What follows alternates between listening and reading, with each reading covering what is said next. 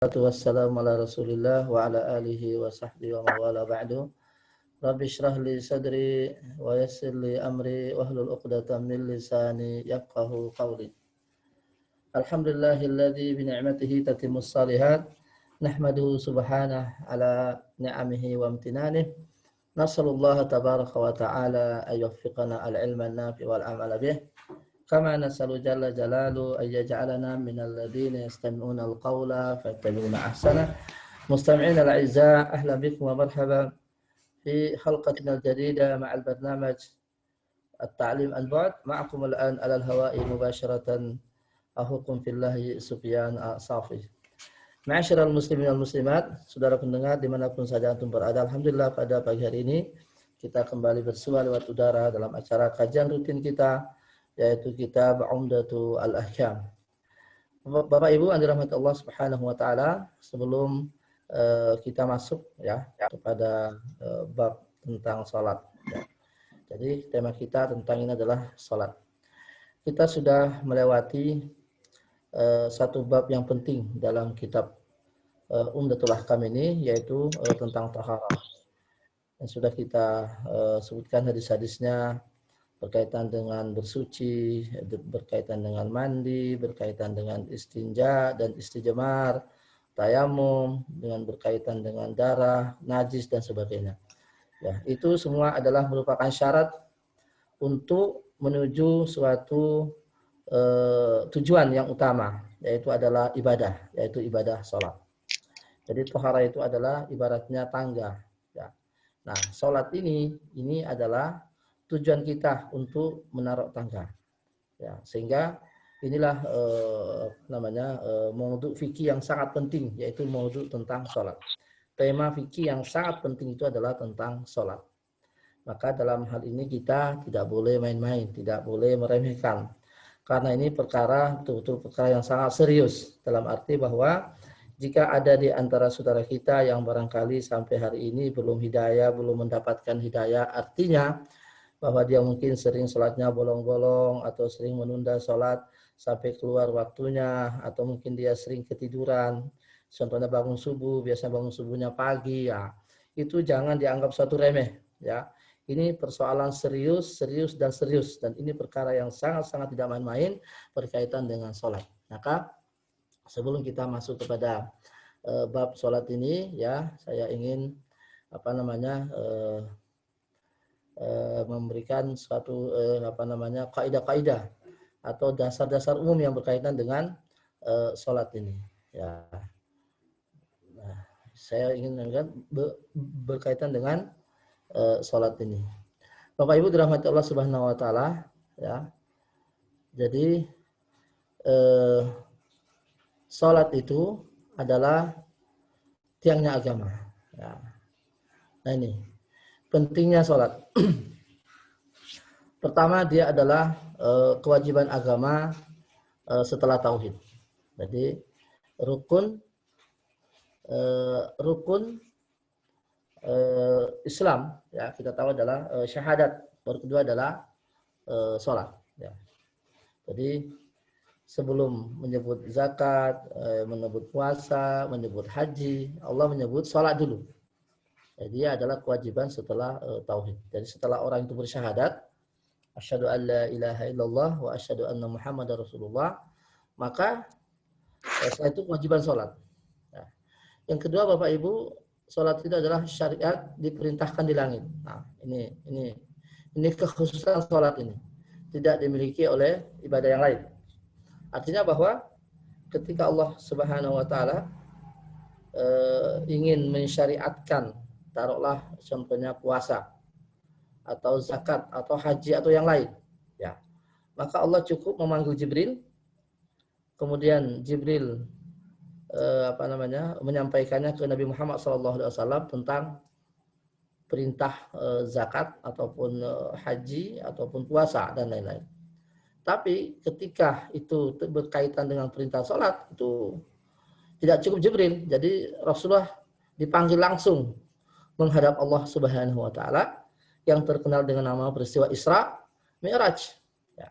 Kenapa? Karena ini syariat bukan sembarang syariat. kewajiban ini bukan sembarang kewajiban. Syariat ini bukan sembarang syariat. Sembarang syariat ini syariat salat. Maka tidak cukup Jibril, harus Nabi Muhammad langsung menerima perintah ini. Ya. Maka dalam sejarah itu kita baca tentang Isra Mi'raj, di mana Nabi SAW bolak-balik ya menghadap Allah, kemudian datang turun ke Nabi Musa ya, karena pertama kan syariat itu disyariatkan adalah 50 kali. Ya 50 kali. Ya, 50 kali sehari semalam dulu awalnya, kemudian minta pengurangan ya, akhirnya menjadi 5. Ya, ketika putusannya 5, itu pun Nabi Musa minta supaya dikurangi lagi. Ya, konon ya, umatnya Nabi Musa itu sholatnya cuma 2 kali.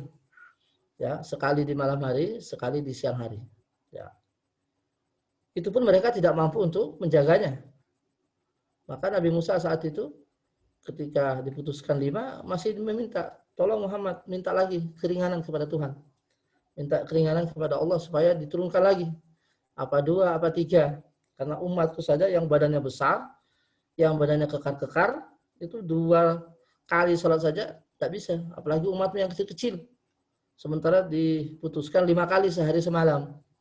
Ya, dalam hadis itu disebutkan bahwa Rasulullah sudah agak malu minta keringanan lagi. Maka 5 kali itulah yang menjadi putusan terakhir. Jadi syariat sholat ini adalah syariat diperintah di langit. Karena ini bukan sembarang syariat. Kemudian pentingnya sholat lagi juga bahwa para sahabat tidak melihat kekufuran bagi yang meninggalkan kecuali yang meninggalkan sholat. Maksudnya apa Bapak Ibu? Nah, kalau ada orang Islam, ya, kalau ada orang Islam yang tidak puasa, itu dosanya besar. Ya, nggak puasa dengan sengaja. Tidak puasa, tidak ada uzur, tidak ada halangan, tidak puasa. Puasa Ramadan maksudnya. Itu dosanya besar sekali. Tetapi dia mungkin masih bisa disebut Muslim. Belum keluar dari lingkaran Islam. Ya. Demikian halnya jika ada orang yang barangkali tidak mau naik haji. Padahal hartanya banyak. Nggak mau naik haji. Padahal itu sudah syarat-syarat untuk naik haji sudah terpenuhi. Kesehatannya, kemudian ongkos naik hajinya, ongkos untuk ditinggalkan sudah memenuhi syarat, tapi kok nggak mau naik haji. Nah, dia dosa besar. Tapi orang tersebut mungkin belum keluar dari lingkaran Islam. Ya. Demikian halnya mungkin jika ada orang kaya tidak mau mengeluarkan zakat. Padahal syaratnya sudah terpenuhi. Nisabnya sudah sampai, waktunya yaitu sudah lewat setahun, tapi enggak mengeluarkan zakat. Nah, dia dosanya besar. Tetapi mungkin dia masih dalam lingkaran Islam. Tapi kalau orang itu sudah enggak sholat, mohon maaf ini, kalau sudah enggak sholat, itu sudah tidak bisa disebut Muslim lagi. Ya. Karena para sahabat memandang demikian. Wah, bagi para sahabat Nabi SAW, kalau ada orang yang enggak sholat, itu sudah keluar dari Islam. Sehingga kalau dia meninggal, mohon maaf, ya kalau dia meninggal, kita tahu dia nggak pernah sholat, ya nggak usah disolati. Jadi perkara yang tidak gampang, jadi perkara yang serius. Barangkali ada di tetangga kita yang mengaku Muslim tapi nggak pernah bersujud, atau bahkan mungkin ada di dalam rumah kita sendirilah. Ya, apa itu ponakan kita, apakah itu anak kita, atau siapa saja yang di rumah kita, ya barangkali hidup sehari-hari dengan kita, tapi kok meremehkan sholat, itu perkara yang tidak main-main. Ini perkara yang sangat serius. Tapi sekali lagi persoalan yang sangat serius. Jika ada orang yang sudah mulai melalaikan sholat, ya, maka di dalam kitab-kitab para ulama itu, jika ada orang yang tidak pernah sholat sama sekali, dia sudah kufur dia. Sepakat para ulama. Yang kedua, jika ada orang sholatnya cuma 2 kali setahun, Idul Adha dan Idul Fitri, itu sudah batal keislamannya. Kufur dia. Artinya kalau dia sholat, kalau dia meninggal nggak usah disolati, langsung dikubur saja. Dan tidak boleh dikubur di pemakaman kaum muslim, karena orang kafir.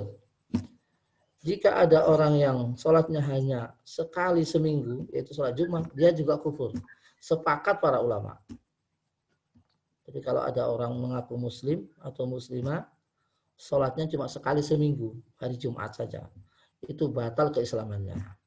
Nah, yang keempat, jika ada orang mengaku muslim, tetapi dia malas sholat. Artinya kadang-kadang sholat, kadang-kadang tidak, kadang-kadang maksudnya bolong, di banyak bolongnya. Nah, ini para ulama berselisih tentang hal ini. Jadi dia malas, ya.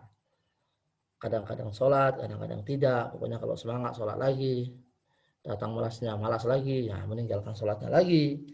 Nah, orang tipe yang demikian itu memang diperselisihkan. Ada yang mengatakan dia masih muslim, tapi muslimnya sudah di ujung tanduk. Ya, ada yang mengatakan dia telah kufur. Ya, nauzubillahi min dzalik, ya. Tapi untuk dalilnya itu lebih kuat yang mengatakan bahwa dia telah kufur, ya.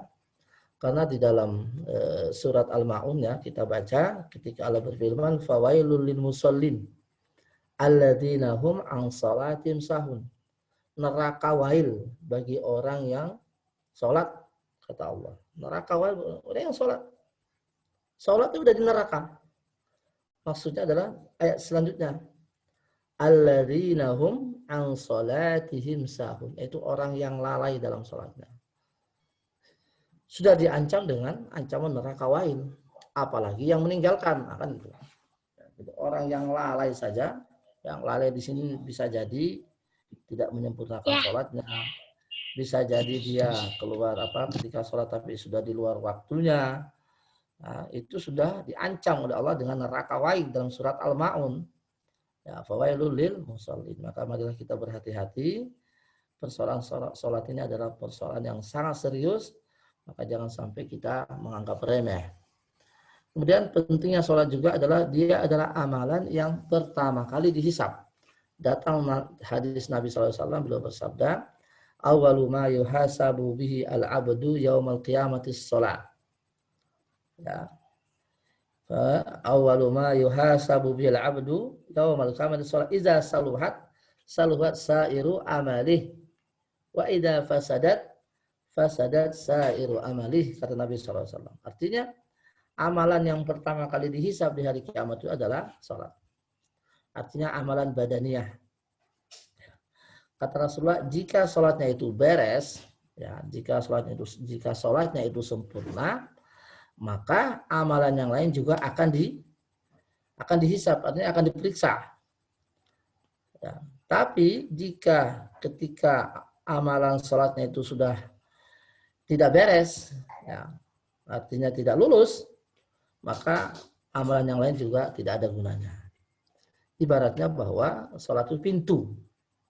Ya, pintu. Kalau ini baik, maka insya Allah ada memberikan suatu berita gembira, ya, bahwa amalan selanjutnya juga akan diperhatikan. Tapi kalau sudah ketika sholatnya saja sudah nggak beres, sudah amalan yang meskipun lengkap, ya nggak ada gunanya. Contohnya ini, mungkin di antara tetangga kita ada yang sosialnya tinggi, dalam arti suka menolong, suka gotong royong, ya.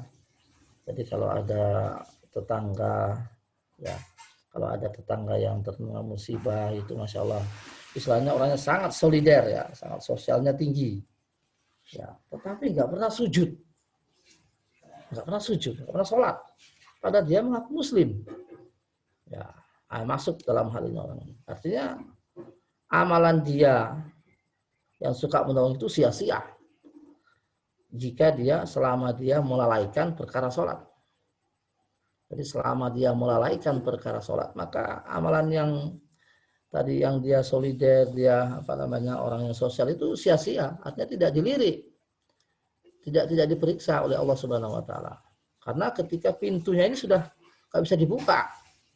Nah, oleh karena itu, marilah kita selalu menjaga sholat kita. Ya, kalau mungkin kita sebagai orang mukmin, ya, barangkali mungkin mudah-mudahan tidak terjadi, ya, mungkin sosial kita kurang, ya, barangkali mungkin, atau mungkin jarang melihat tetangga umpamanya, Tapi kalau sholat kita sempurna, insya Allah itu masih mending ya, meskipun itu juga nggak baik, tapi masih mending karena sholatnya masih dijaga.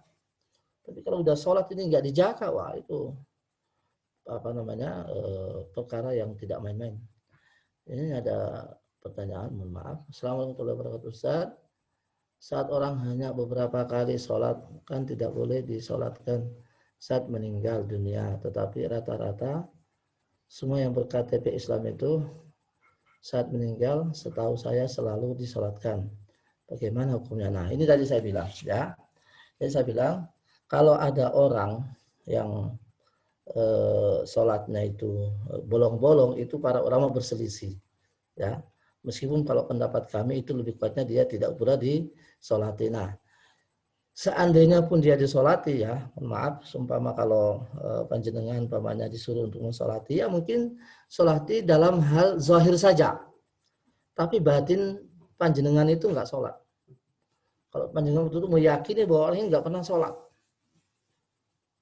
ya, yang kan mungkin untuk menjaga, ya, kerukunan tetangga umpamanya, apalagi panjenengan umpamanya semua adalah seorang yang dituakan lah, taruhlah umpamanya imam masjid atau ketua RT umpamanya, ada tetangga yang meninggal KTP-nya muslim umpamanya, tapi panjenengan tahu kalau orang ini nggak pernah sholat, bahkan tiap hari minum khamar umpamanya, ya mungkin kalau kita langsung menolak secara mentah-mentah mungkin jawabannya mungkin apalah kata RT kan, apa kata warga kan gitu.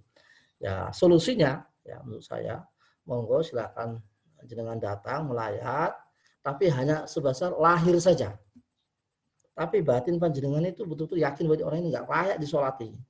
Nah ini kira-kira salah satu solusinya. Walaupun sholat ya sholat zahir saja, tapi batinnya tidak. Ya, jadi itu saya kira salah satu solusinya bahwa kita yakin betul bahwa orang ini betul-betul nggak layak untuk disolati karena memang sudah faktanya demikian.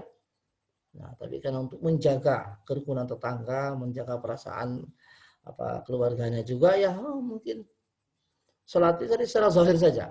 Nah, itu. Jadi tentu ini secara personal ya, secara personal ya. Saya kira demikian ya. Kemudian di antara pentingnya sholat juga adalah syiar yang paling mencolok ya, di antara syiar Islam ya. Bapak Ibu kita lihat ya, yang namanya puasa itu sekali setahun di bulan Ramadan. Sekarang bulan Rajab, Sya'ban, Ramadan. Ya. Sekali setahun. Yang namanya zakat itu sekali setahun bagi yang mampu. Ya. Tapi yang namanya sholat itu setiap hari. Setiap hari. Selama hayat masih dikandung badan. Selama jantung masih berdenyut. Ya. Selama ruh belum berpisah dengan jasad, selama itu pula yang namanya sholat tetap dikerjakan jika memang kita ahli sholat. Makanya para ulama itu berselisih orang yang opname. Orang yang opname itu bagaimana? Ya, yang sudah di ujung tanduk. Ya. Sholat apa enggak? Dia masih hidup. Tapi sudah di ujung tanduk. Tentu nggak bisa wudhu, terjelas. Nggak bisa tayamum, jelas. Ya. Karena dia sudah di ujung tanduk. Orang opname ini. Wajib sholat apa enggak? Di antara para ulama, ya tetap wajib sholat. Sholatnya hatinya yang sholat. Hatinya yang sholat. Ya. Ada yang mengatakan dia nggak sholat, tapi dia dihukum sebagai orang gila. Orang gila sementara. Karena orang gila itu nggak wajib sholat. Karena pikirannya hilang. Dia bukan ahli taklif. Ya. Sehingga nanti ketika dia sudah sembuh, nah, sebagian orang yang berpendapat, ya sebagian ulama ada berpendapat, ketika orang itu sudah sembuh, maka dia mengganti sholatnya. Jumlah dengan hari-hari selama dia di opname itu. Ya. Jadi masalah sholat ini tidak main-main ya. Jadi orang yang di opname pun masih tetap sholat, tapi hatinya yang sholat. Ya. Karena dia tidak bisa diwakilkan soalnya. Ya, sholat itu nggak bisa diwakilkan. Nafsi-nafsi dia. Ya, nafsi-nafsi. Hikmah dan faedah sholat. Mencegah perbuatan keji dan mungkar. Inna sholata tanha anil fahsya'i wal munkar. Ya, ini tentunya tidak semua ya, ini saya ambil sebagian aja. Salat adalah interaksi vertikal yang sangat dalam antara hamba dan penciptanya, itu jelas sekali. Jadi kalau kita ingin dekat dengan Tuhan, ya perbanyak salat. Maka Rasulullah SAW selalu mengatakan kepada Bilal, arihna, azdinnya Bilal, arihna bis salat. Segera azannya Bilal, sudah masuk waktu. Kita ingin segera bermunajat kepada Tuhan ini. Di interaksi vertikal, ya, yang paling baik antara hamba dengan penciptanya itu salat. Jadi ingin dekat dengan Tuhan, perbanyak salat. Salat sunnah. Mendidik muslim untuk berdisiplin. Ya, Masya Allah. Allah sudah membagi waktu-waktu sholat itu. Nah itu juga sehingga orang muslim itu bisa menyesuaikan pekerjaannya dan sholatnya. Ya, jadi subuh sholat, setelah itu baca, setelah itu istirahat, kerja, istirahat sejenak, sholat zuhur, kerja lagi, terus istirahat sejenak lagi, sholat asar, kerja lagi, nanti sholat maghrib. Nah itu sebenarnya artinya dengan adanya jadwal timing waktu sholat ini sehingga mengantarkan umat Islam dengan sendirinya untuk berdisiplin dalam kehidupan. Ya. Manfaat bagi kesehatan tubuh ini jelas, ini sudah terbukti nih. Ya. Jadi saya punya kajian dari seseorang dokter ya, ahli anatomi tubuh, ahli yoga juga. Ternyata kalau sholat itu dikerjakan dengan tumaknina, dengan khusyuk, sesuai dengan apa yang dicontohkan oleh Rasulullah SAW, insya Allah kita akan sehat. Ya, ternyata di setiap titik sholat itu luar biasa ya. Setiap titik sholat itu ada maknanya dalam segi kesehatan. Ya, ada hikmahnya dalam segi kesehatan. Ada terapinya di situ. Ketika orang ruku, bagaimana ya aliran darah itu mengalir ke otak. Ketika sujud, ketika berdiri, ketika angkat tangan, itu luar biasa ya. Tapi intinya bahwa saya sampaikan bahwa sholat ini betul-betul mengandung hikmah yang sangat banyak, ya, termasuk hikmah kesehatan.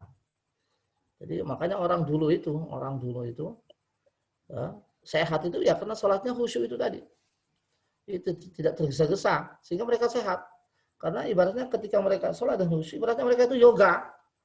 Meskipun sholat itu bukan yoga, tapi nilainya di situ, hikmahnya itu. Ya.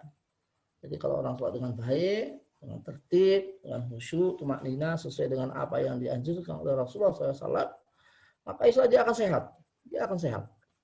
Karena dalam gerakan sholat ini mengandung gerakan anatomi tubuh yang sangat baik, mengandung gerak-gerak tubuh yang sangat proporsional ya, proporsional. Itulah. Jadi gerakan-gerakan sholat itu ada gerakan-gerakan yang proporsional. Ya. Setiap gerakannya, setiap titiknya itu mengandung hikmah kesehatan. Saya pernah diberitahu bahwa di Belanda itu ada orang ya Nasrani. Dia kena semacam encok gitu di punggungnya. Kemudian dia coba-coba mengambil gerakan sholat, padahal dia bukan orang Islam. Dia rukuk lama. Tiap hari rukuk lama 10 menit. Ini lama-lama alhamdulillah encoknya di belakang punggung itu sembuh. Ya, padahal dia orang non-muslim. Apalagi kita orang muslim, apalagi kita sebagai orang muslim. Ya, tentu sholatnya tiap hari ya. Jadi marilah kita menjaga perkara sholat ini ya agar kita tetap sehat. Kemudian sholat juga penguat ukhuwah Islamiyah. Ya. Jadi ada namanya muktamar harian, ada namanya muktamar mingguan, ada namanya muktamar tahunan. Muktamar harian itu ya salat 5 waktu. Muktamar harian itu muktamar mingguan itu adalah salat Jumat. Kemudian muktamar tahunan itu adalah salat Idul Fitri dan Idul Adha. Ya, sekali demikian untuk sebagai pembukaan ini, marilah kita masuk pada bab tentang sholat ini.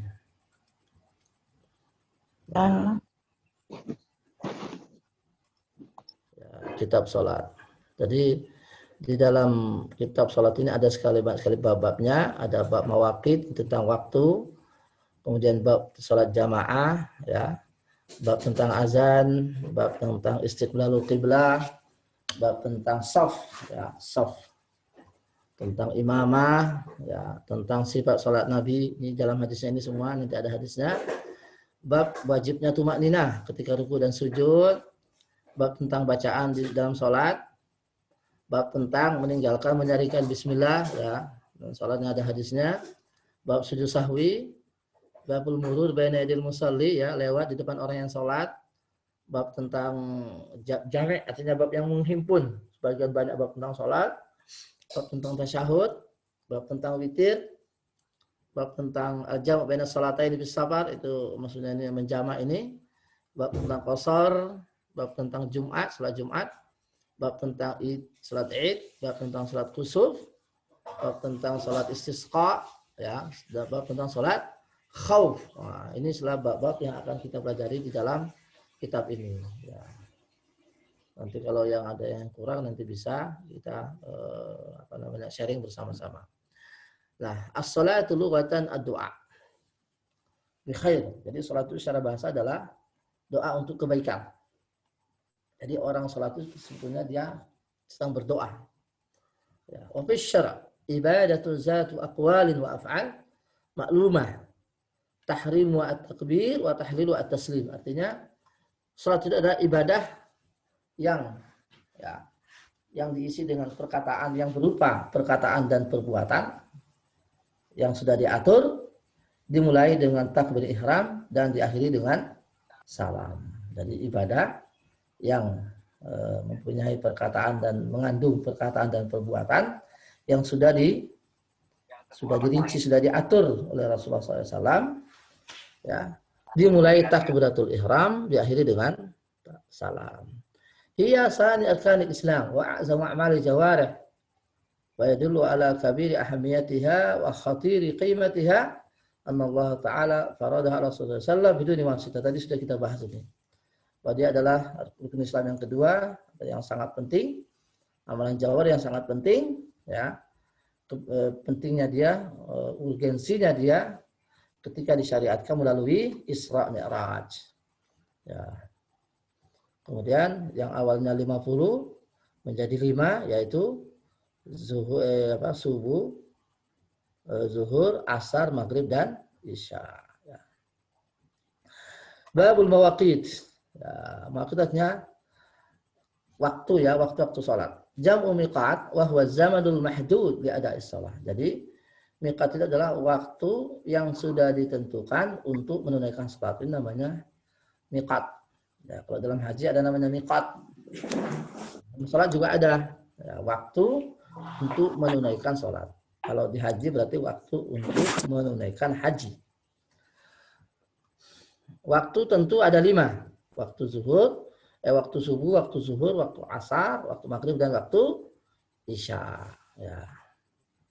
Inna salata kanat alal mu'minina kitaban mawquta. Salat itu adalah kewajiban atas orang mukmin yang sudah diatur waktunya. Nah, itu makna daripada ayat ini. Al-hadisul sami arba'un. An Abi Amr Asy-Syaibani wasmuhu Sa'ad bin Iyas qala haddatsani sahibu hadhihi ad-dar wa asyara bi yadihi ila dari Abdullah ibn Mas'ud radhiyallahu anhu. Qala sa'altu an-nabiy sallallahu alaihi wasallam ayyul amali ahabbu ila Allah? Qala as-salatu ala waqtiha. As-salatu ala waqtiha. Qultu summa ayyu? Qala birrul walidain. Qultu summa ayyu? Qala al-jihadu fi sabilillah. Qala haddatsani bihinna Rasulullah walau istazadtuhu lazadani. Diriwayatkan dari Amr ibn Syaibani, ini seorang tabi'in ya. Namanya adalah Sa'ad ibnu Iyas. Dia berkata, saya telah dibicarakan atau membicarakan ya, pemilik rumah ini, maksudnya adalah dia mengisyaratkan dengan tangannya ke rumahnya Abdullah ibnu Mas'ud di Kufah ini. Ya, Amr ibn Syaibani atau Sa'ad bin Abi Iyas berkata, Ibnu Mas'ud ya, ini sahabat Nabi telah membicarakan kepadaku ya, bahwasanya Rasulullah SAW bahwasanya saya pernah bertanya. Nah, jadi Ibnu Mas'ud telah bertanya kepada Nabi, sa'altun nabiyya ayul amali ahabbu ilallah ya Rasulullah. Amalan apa yang paling dicintai Allah? Ayul amali ahabbu ilallah. amalan apa yang paling dicintai Allah? Kemudian Rasul menjawab, qala as-salatu ala waqtiha. Salat di awal waktu.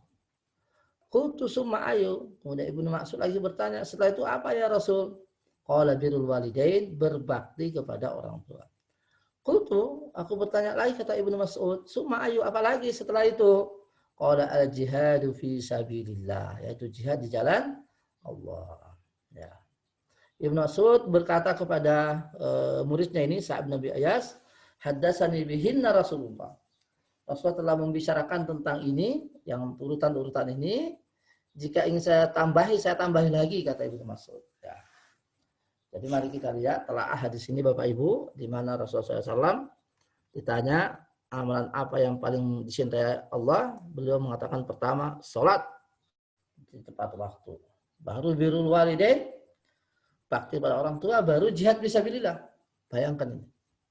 Kita tahu bahwa jihad itu adalah perbuatan yang sangat mulia, di mana surga sebagai jawabannya.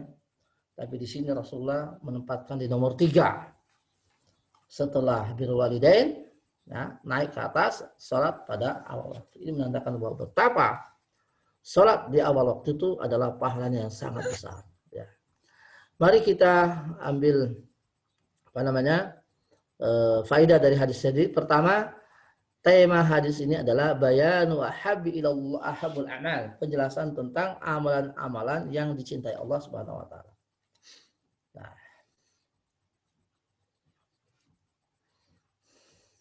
faedahnya adalah ya, 1. Hirsus sahabah radhiyallahu anhum alal ilmi wa talabil fadail. Jadi semangatnya para sahabat dalam rangka menuntut ilmu dan juga mencari perkara-perkara yang mengandung nilai keutamaan. Jadi hirsus sahabah jadi semangatnya para sahabat untuk mencari ilmu dan menanyakan tentang perkara-perkara yang mengandung nilai keutamaan. Ya. Yang kedua, annal isyara yaktafi biha anit tasrih bil ism. Ya, jadi dengan isyarat itu sudah cukup mewakili penyebutan nama. Ya, tadi Amr bin Syu'aib itu dia tidak perlu menyebut Ibnu Mas'ud. Cukup mengatakan ini pemilik rumah ini, ya. Artinya itu diakui ya. Jadi kalau memang kita ditanya tentang sesuatu, rumah siapa gitu, kita isyaratnya aja. Jadi isyarat itu juga sesuatu jawaban yang sah ya untuk suatu pertanyaan. Isyarat. Istikhdamul asalibin nafi'ah fi ta'lim. Ya.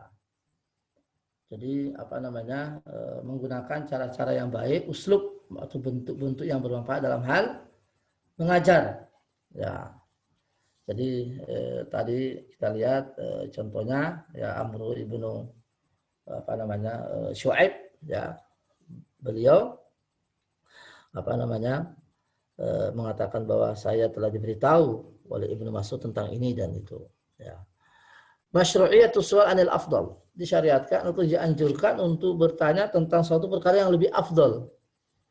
Ya, umpamanya jenengan tentang kesehatan umpamanya. Ya, silakan bertanya mana lebih afdal, imun ini atau imun A, mana lebih afdal umpamanya untuk suatu perjalanan, mana lebih afdal perjalanan pakai laut atau darat. Nah, itu. Jadi tidak ada masalah jika seorang itu jika banyak pilihan-pilihan dia bertanya tentang mana yang afdal.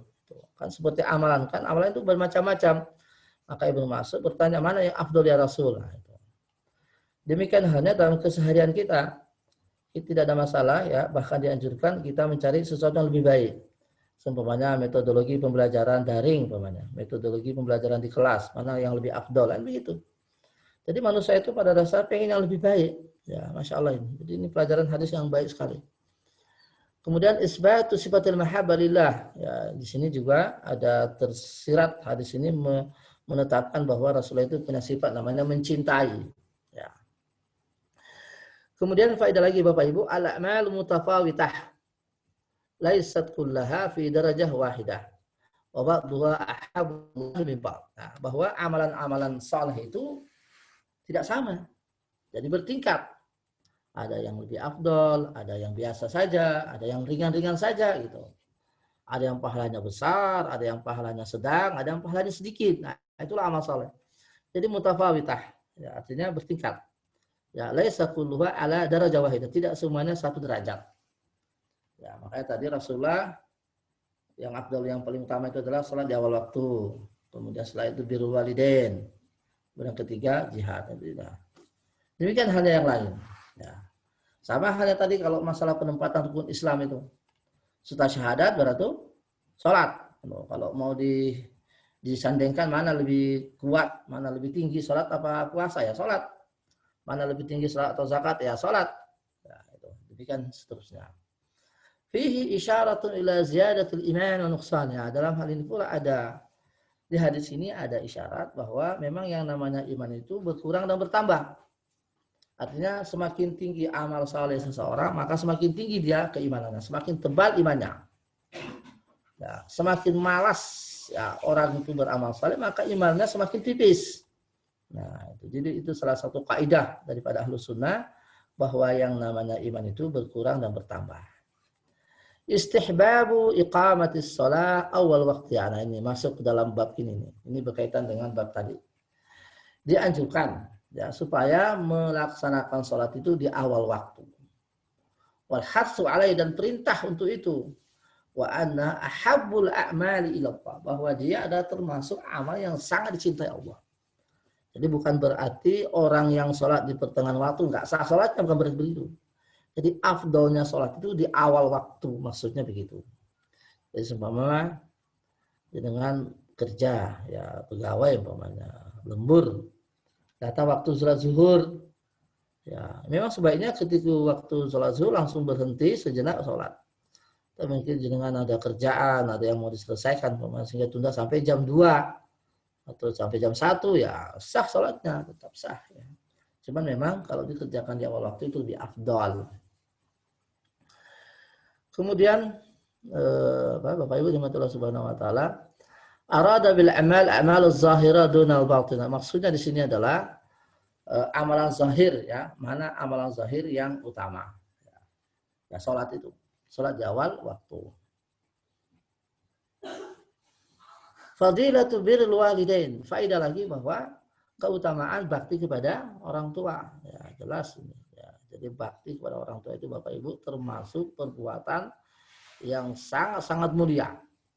Termasuk cara mendekatkan diri kepada Allah, cara untuk mendapatkan pahala. Ya. Memang bab tentang birrul walidain ini tidak dibahas di dalam kitab fikih.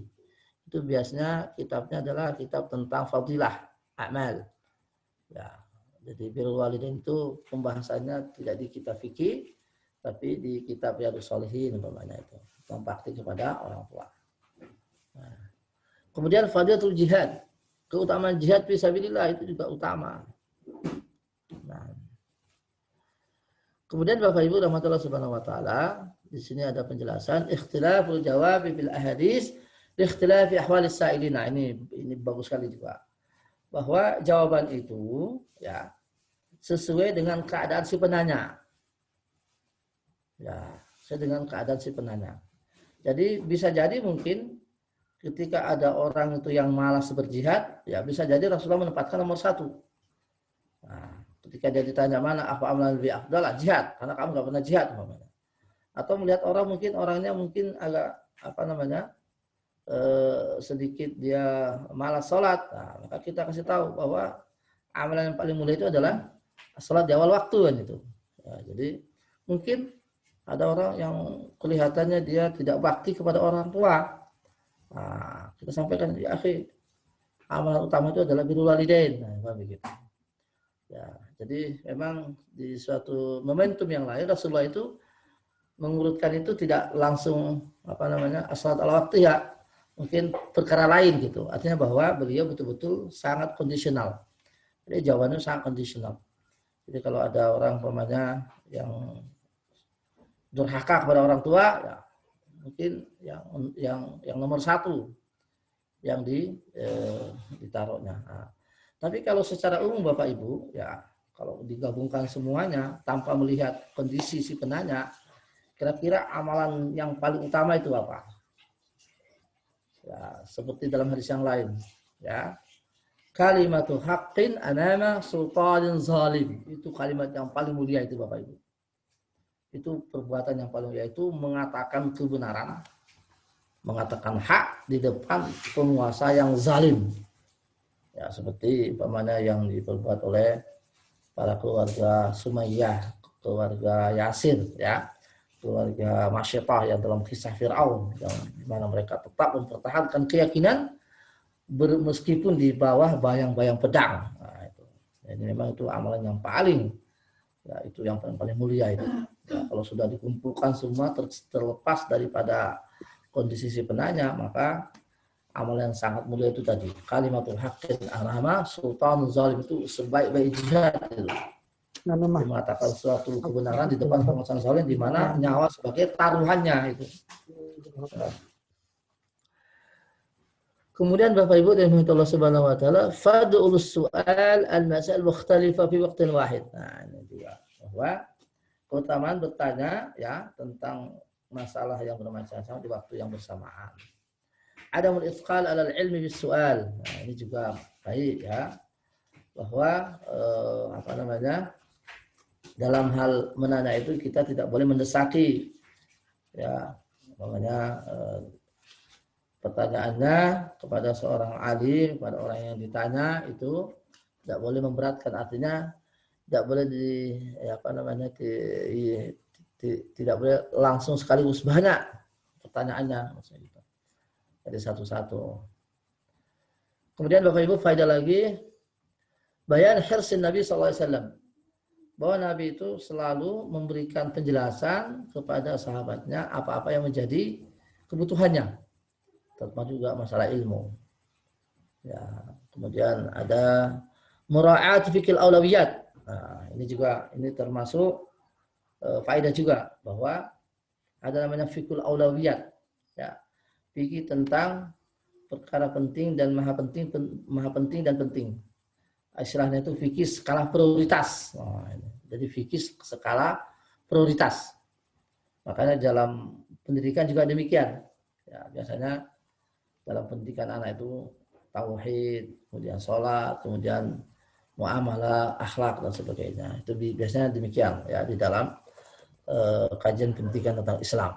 Ya, pendidikan tentang Islam, pendidikan kader yang Islami itu biasanya akidah dulu, kemudian sholat, kemudian ya, baru nanti muamalah. Ya. Kemudian Bapak Ibu dalam hati Allah Subhanahu Wa Taala, kita masuk pada hadis yang berikutnya. Anna Aisyah radhiyallahu anha qalat, ini masih tentang waktu.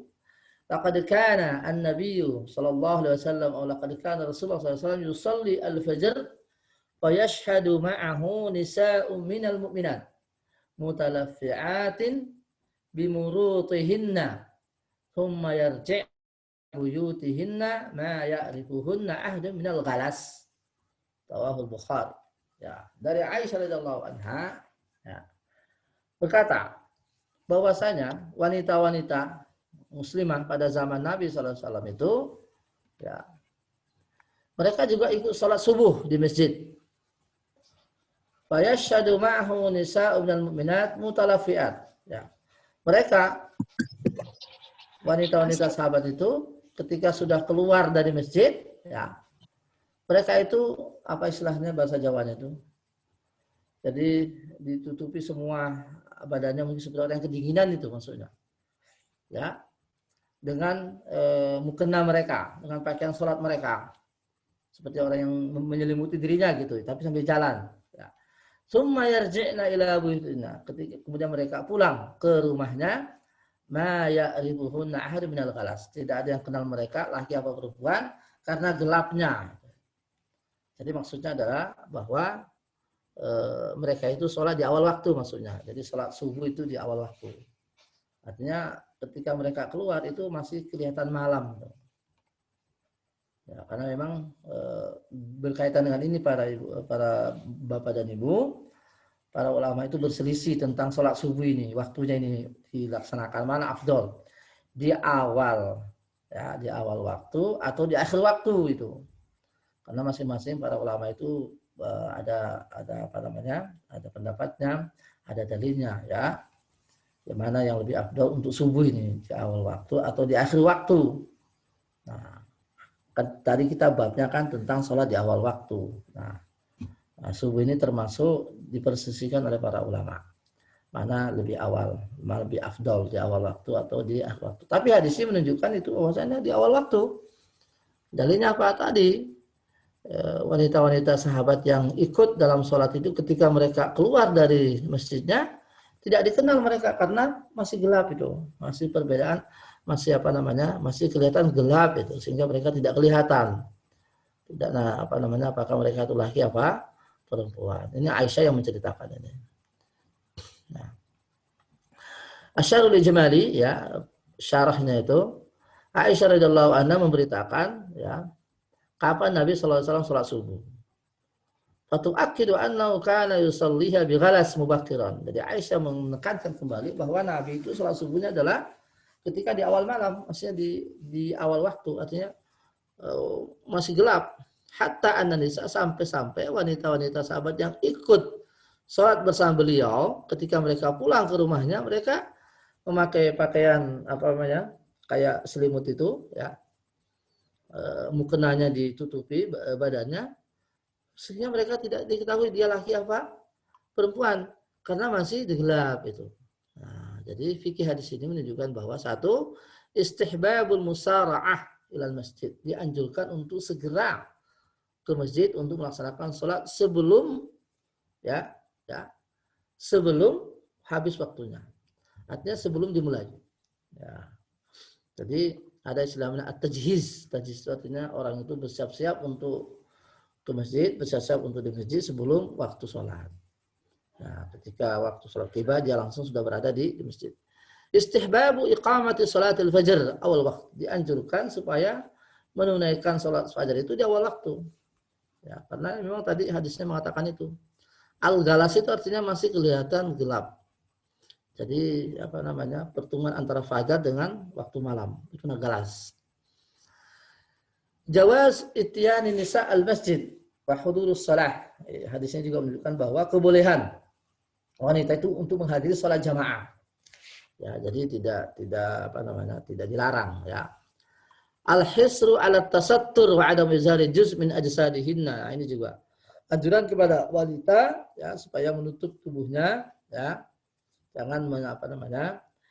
Jangan menampakkan kecantikannya dan sebagainya ketika apalagi di tempat-tempat ibadah.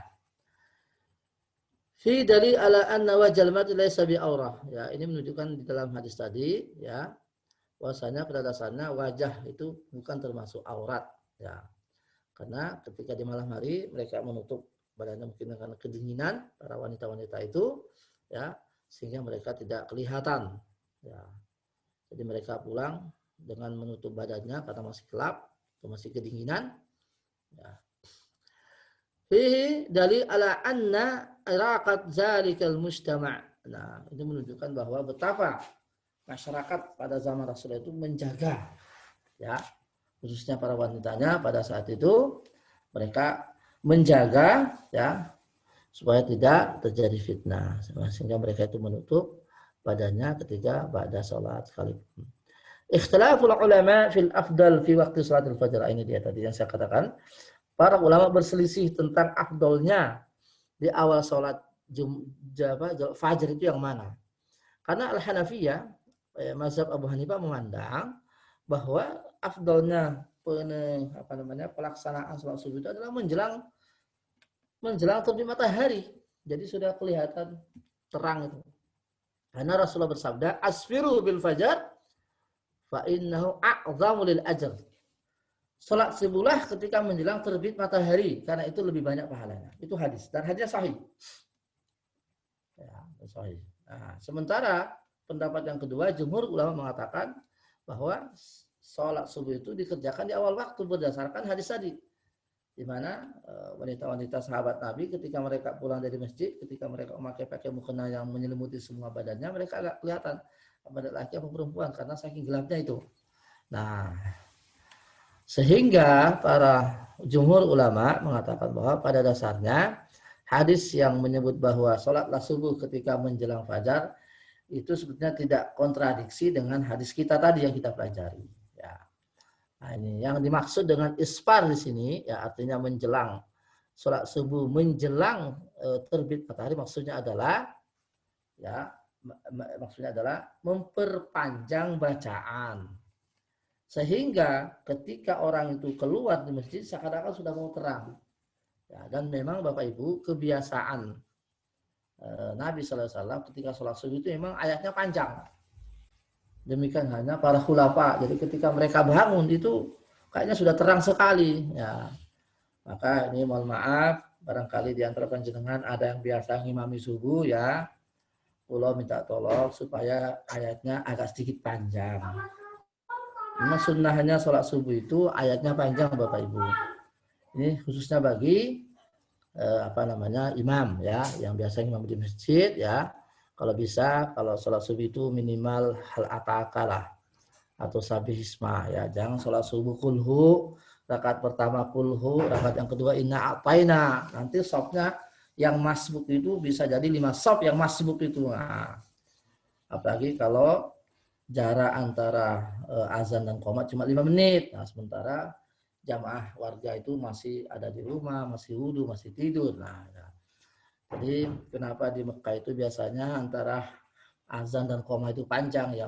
Barangkali yang pernah ke Mekah atau di Madinah itu pasti tahu bahwa lama sekali antara jarak azan dan iqamah, karena sengaja begitu supaya orang-orang yang jauh di sana itu bisa menghadiri jamaah secara bersama-sama. Bukan waktunya menunda waktu itu, bukan. Ya. Ini ada pertanyaan, mohon maaf. Ustadz, bagaimana jika dalam berjamaah di masjid atau mushola bacaan imamnya itu kurang bagus? Bagaimana Ustadz, lebih baik kita sholat berjamaah atau sholat sendiri di rumah saja? Nah ini pertanyaan yang sangat bagus sekali. Jadi Bapak Ibu, yang namanya kurang bagus itu adalah bertingkat. Ya, ada kurang bagus itu dalam arti dia hanya kesalahan makhraj atau kesalahan mungkin panjang pendek, tetapi tidak merubah makna. Nah, itu barangkali masih ditoleransi. Tapi kalau sudah kurang bagusnya itu sudah merubah makna, apalagi mengurangi ayat Fatihah ini khususnya, ya Fatihah ini khususnya, lagi-lagi Fatihah ini, ya maka saya menyarankan ya yang imam itu jangan layak jadi imam lagi. Kalau bisa mungkin dibisiki kepada takmir supaya diganti. Ya, tapi mungkin ya seandainya dia takmirnya, dia ketua takmirnya, ini yang muskilah ini. Ini yang problemnya jika yang kita sebut tadi yang bacaannya kurang bagus adalah ketua takmirnya, wah yang dituakan, wah ini gimana cara menegur ini, nah itu ya. Jadi saya jawab ya kalau dia tidak bagus suaranya itu memang sangat fatal, ya, merubah makna Fatihah ini khususnya, maka jangan lebih baik sebuah tempat lain aja. Tapi kalau hanya sekedar panjang pendek tidak sampai merubah makna itu ya tidak masih ditoleransi. Wallahu taala a'lam. Ini tidak sengaja tidak terasa sudah jam 6 ya. Terima kasih atas pertanyaannya dan terima kasih atas partisipasi semuanya. Sebelum kita tutup mari kita berdoa. Ini masih ada pertanyaan lagi, mohon maaf. Saya jawab dulu. Apabila mengikuti sholat jamaah Idul Fitri, apakah boleh wanita sholat memakai masker melihat kondisi saat itu? Oh iya, ya, jangankan sholat Idul Fitri, sholat Idul sekarang sholat 5 waktu aja masker itu malah harus malah. Iya boleh Bapak Ibu, boleh, tidak masalah. Apalagi karena kan darurat ya. Jangankan sholat Idul Fitri, sekarang pun juga jangan boleh pakai masker ketika sholat itu. Ya mau di rumah, mau juga di masjid ya boleh. Karena ini darurat soalnya, masih COVID ya. Oke. Terima kasih atas pertanyaannya. Mari kita doakan saudara-saudara kita yang barangkali sekarang masih berbaring di rumah sakit, mudah-mudahan mereka segera disembuhkan oleh Allah Subhanahu wa taala. Amin ya rabbal alamin. Dan kita yang saat ini mudah-mudahan tidak. Yang kita sekarang sehat ini mudah-mudahan terus sehat saja. Amin ya rabbal alamin. Alhamdulillahirabbil alamin. Hamdan yuafi ni'amahu kafi mazida. Ya Rabbana lakal hamdu kama yanbaghi li jalali wajhikal karim wa 'azimi sultanik. Allahumma shalli ala sayyidina Muhammad wa sallim radhiyallahu an kulli sahabat Rasulullah ajma'in. Allahumma inna nas'aluka imanan da'ima wa yaqinan salihan wa rizqan wasi'a wa 'amalan mutaqabbala wa shifaa'an min kulli da'in wa saqam wa shifaa'an min kulli da'in wa saqam وشفاء من كل داء وسقم. اللهم إنا نسألك الصحة والعافية في أنفسنا وفي أولادنا وفي أزواجنا وفي بناتنا. اللهم ارزقنا الصحة والعافية في أنفسنا وفي أزواجنا وفي أولادنا إنك أنت السميع الدعاء. اللهم اشف مرضانا ومرضى المسلمين. اللهم لا شفاء إلا شفاؤك شفاء لا يغادر سقما. اللهم رب الناس أذهب البأس اشف أنت الشافي لا شفاء إلا شفاؤك شفاء لا يغادر سقما. Allahumma zukna sihhata wal afiyah. Ya Allah, berikanlah kesembuhan kepada saudara-saudara kami yang sekarang ini sedang berbaring. Ya Allah, berikanlah kesembuhan kepada saudara-saudara kami yang sekarang ini mengalami pengobatan. Ya Allah, sembuhkanlah saudara-saudara kami yang sekarang ini mengalami penyakit. Ya Allah, berilah kepada mereka kesembuhan, kesabaran, kekuatan mental dalam mereka menerima ujian ini. Ya Allah, Allahumma inna nas'aluka syifa, Allahumma inna nas'aluka sihhata wal afiyah, Allahumma shfi mardana wa mardal muslimin, Allahumma inna nas'aluka al-afiyah fid dunya wal akhirah, Allahumma asli auladana, Allahumma asli syababana, Allahumma asli auladana, Allahumma asli azwajana, Allahumma inna natawakkalu alaika, Allahumma inna natawakkalu alaika, Allahumma shfi mardana wa mardal muslimin, Allahumma ahsin auladana, Allahumma ja'alna minal mukhlisin, Allahumma ja'alna minal mukhlisin, Allahumma ja'alna minal mustaqimin, Allahumma zukna al-istiqamah fid din, Allahumma zukna al-thabata fil iman, Allahumma zukna al-istiqamah fid din, Allahumma ja'alna min ahli salah, Allahumma ja'alna min ahli salat, Allahumma ja'alna min ahli salah, Allahumma ja'alna min ahli siyam, Allahumma ja'alna min ahli ibadah, innaka antas sami'ud du'a. Rabbana atina fid dunya hasanah وفي الآخرة حسنة وقنا عذاب النار والحمد لله رب العالمين والسلام عليكم ورحمة الله وبركاته.